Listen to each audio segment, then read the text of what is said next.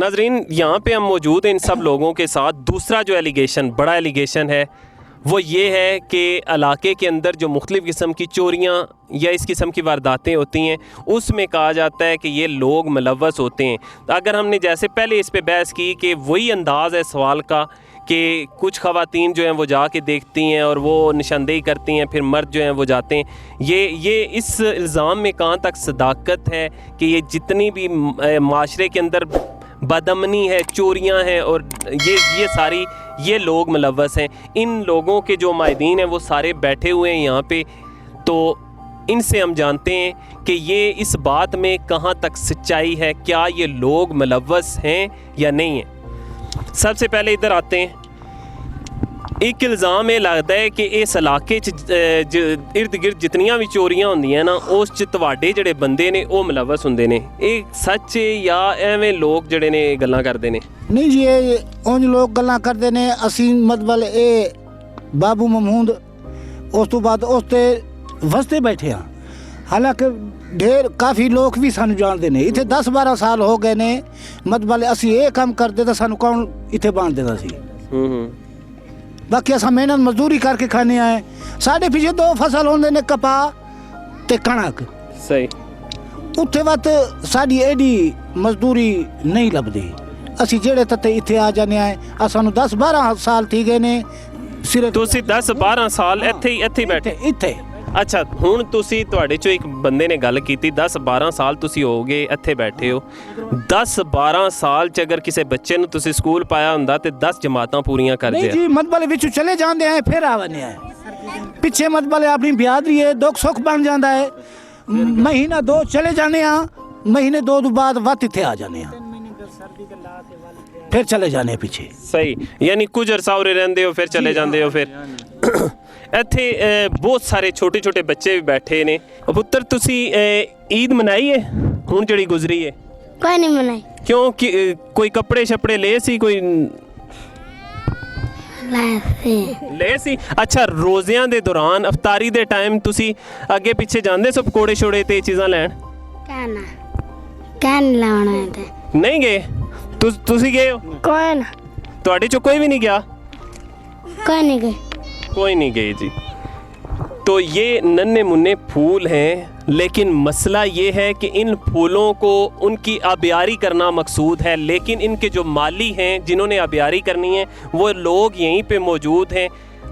पता नहीं क्यों ये, काश कि हम इनको समझाने में कामयाब हो जाएं कि जो कुछ भी इंसान कमाता है, चाहे वो बड़े लेवल पे हो चाहे कोई भी, तो वो अपने बच्चों के लिए सारा कुछ करता है। और अगर बच्चों को मुनासिब तालीम ना दी जा सके तो वो इंसान नहीं तसव्वुर किए जाते, वो हैवान ही तसव्वुर किए जाते हैं। तालीम कितनी इस कदर ज़रूरी है इस माशरे के अंदर, जबकि हर काम हर शोबे में तालीम का होना ज़रूरी है। तो तब भी इन लोगों को क्यों एहसास नहीं हो रहा? आगे हम और भी बात करते हैं। अच्छा, तुहाडे चों कोई ऐसे बंदे जेड़े यानी कोई काम ना करते हो, ਇੱਥੇ ਹੀ बैठे रहते ने, ਤੁਹਾਡੇ ਚੋਂ ऐसे थे ने जिन्हें खवातीन ਜਿਹੜੀਆਂ ਅੱਗੇ ਪਿੱਛੇ ਮੰਗਣ ਜਾਂਦੀਆਂ ਨੇ? ਸਾਰੇ ਤਰੀ ਚੰਦ ਲੰਘ ਜਾਂਦੇ ਨੇ, ਫੇਰੀ ਦੇ ਲੰਘ ਜਾਂਦੇ ਨੇ ਜੀ। ਬਾਕੀ ਇਹ ਜਿਹੜਾ ਮਜ਼ਦੂਰੀ ਕਰਾਂ ਨੇ, ਫੇਰੀ ਲਾਣ ਨੇ, ਕਚਰਾ ਸਚਰਾ ਚੋਣਾ ਨੇ, ਕੋਈ ਸਬਜ਼ੀ ਵੇਚਣਾ ਹੈ, ਕੰਮ ਧੰਦਾ ਹੀ ਕਰਨੇ ਨੇ ਸਾਰੇ ਜੋ।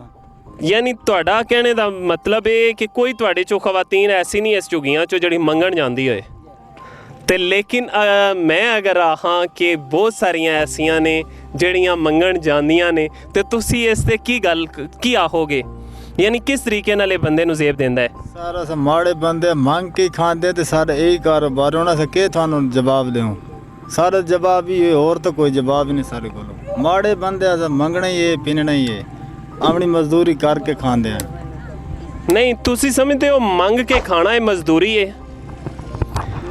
ਤੁਸੀਂ ਤੁਹਾਡੇ ਨਾਲ ਗੱਲ ਕਰਦੇ ਆ, ਤੁਸੀਂ ਸਮਝਦੇ ਹੋ ਨਾ ਆਹਿਆ ਜੀ ਅਸੀਂ ਮੰਗਣਾ ਹੀ ਹੈ, ਇਹੋ ਮਜ਼ਦੂਰੀ ਅਸੀਂ ਕਰਦੇ ਆ, ਤੁਸੀਂ ਸਮਝਦੇ ਹੋ ਮੰਗ ਕੇ ਖਾਣਾ? नहीं, ये मजबूरी नहीं है, ये तो मंगुड़ मेहनत। हालांकि जवान मर्द खुद कमाने है, मुंडा मेरा नौकरी खलता है दे, मैं आप ही मेहनत मजदूरी करना, कोई ले लाए देते दुआ दे चराई दे। ਦੇਖ ਲਓ ਜੀ ਕਬਾੜ ਤੁਸੀਂ ਆ इधर तक ना इस सामने ਜੁਲੋ ਵੇਖੋ, ਸਾਰਾ ਕਬਾੜ ਅਸਾਂ ਟਿਕ ਲੱਗੇ ਪਏ ਨੇ। ਇਹ ਗੱਲ ਇਹ ਉਹਨੇ ਕਬਾੜਾ ਰੰਨਾ ਤਾਂ ਨਹੀਂ ਮੰਗ ਕੇ ਲਾਇਆ ਹੈ ਨਾ, ਮਜ਼ਦੂਰੀ ਕਰਕੇ ਲਾਇਆ ਹੈ ਨਾ, ਮਿਹਨਤ ਕਰਦੇ ਕੋਈ ਵੇਚ ਨਹੀਂ।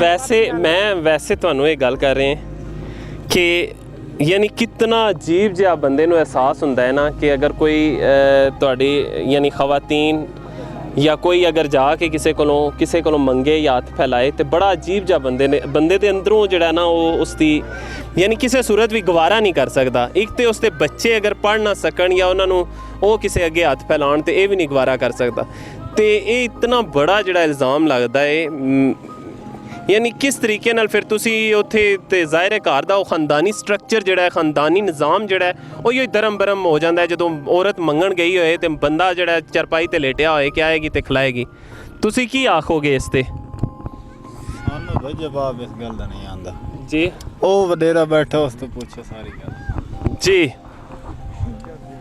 हाँ जी ਤੁਸੀਂ ਕੀ ਆਖੋਗੇ ਕਿ ਬੰਦਾ ਜਦੋਂ ਸੁੱਤਾ ਰਵੇ ਚਰਪਾਈ ਉੱਤੇ ਖਵਾਤੀਨ ਮੰਗਣ ਗਈਆਂ ਹੋਣ ਤੇ ਕਿਸ ਤਰ੍ਹਾਂ ਮੈਨੂੰ ਨਹੀਂ ਸਮਝ ਆਉਂਦੇ, ਅਲਫਾਜ਼ ਵੀ ਨਹੀਂ ਆ ਰਹੇ। देखो जी जरा मर्द ना कमावे तो औरतों को भेजे वो तो साफ घरे पे करती है, शर्म वाली गाल है। अगर कोई हैं बच्चा लोग होसन भी सही तमाम जड़े बुढ़े होसन वो बहते होसन तो देखो इन्नी शदी अस नहीं दे सकते, असी अपनी गल कर सकते हैं। ठीक है अच्छा, ये जितनी भी बातें थी हमने इनसे जानी। हमारा मकसद किसी सूरत ये नहीं है कि इनको कोई ये सारे मामलात इनके सामने लाने का मकसद ये है कि वो कहा जाता है कि शायद कि उतर जाए तेरे दिल में मेरी बात। इनके सामने बैठ के हम इनको ये सारी बातें बता रहे हैं कि ये सारे मामलात हैं, यहाँ पे देखने में आते हैं, देखे जाते हैं। यहाँ इतने नन्हे मुन्ने बच्चे हैं, मुझे जो सबसे बड़ी दुख की बात लगी उनमें से एक बच्चा भी सिंगल वन भी नहीं है ऐसा जो कि स्कूल में जाता हो। वो इन्होंने रीज़न्स भी बताएं लेकिन कुछ भी वजह हो वो किसी सूरत भी पॉसिबल नहीं है। दूसरा जो इनका कहना है कि इनमें से मजदूरी भी करते हैं, काम भी करते हैं, तो ये इसका मुंह बोलता सबूत भी है। यहाँ पे ये ढेर लगा हुआ है, ये इधर आते हैं देखते हैं, ये बोतलों का ढेर लगा हुआ है इस तरफ। अगर हम देखें तो उस तरफ भी बोतलों का ढेर लगा हुआ है, कुछ मोटरसाइकिल खड़े हैं, कुछ यहाँ पे अगर देखें तो रेड़ा भी खड़ा है। ये वो गाड़ी खड़ी है जिसमें ये कहते हैं कि सब्ज़ी बेचते हैं, तो इसका मतलब है ये मजदूरी भी करते हैं इनमें से बहुत से लोग। तो ये किसका है ढेर, एक किना दा है? ये भी अपने में समझो भतरीजा है उसका सामने बैठे उसका कंड लगाया सबको देख ते ये किसने इकट्ठा किया है सारा?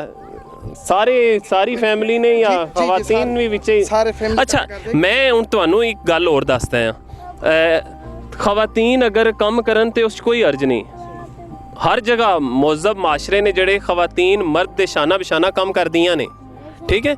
इसदा ये मतलब नहीं कि वो कम ना करन, साडी गल करने दा यानी वो कम करन ना, तुहाडा हाथ बटाण है जिस तरह तुसीं इकट्ठा कीता है, अगर उन्होंने मिल के कीता कोई मसला नहीं। लेकिन मसला उस जगह हुंदा है कि जदों तुस यानी कोई मंगण चला जाए या इस तरह किसी के अगे हथ फैलाना शुरू कर दे, ये थोड़ा जिहा तुहानू भी सोचना चाहिए कि बड़ा अजीब जिहा अगर ये कम इकट्ठा कीता है, सारा मेहनत कीती है, किरियों जाके अगे पीछे चुन के अगर इकट्ठा कीता है, इस कोई मुआनत नहीं, ये मेहनत है ना। बिल्कुल मेहनत है। यानी बुराई किस चीज़ से? अल्लाह ना करे। हथ फैलाने, हथ नहीं फैलाना चाहिए। होर कोई तुसी की आखना चाहोगे इस हवाले नाल, कोई गल करना चाहो? बस ये की गल करी हुण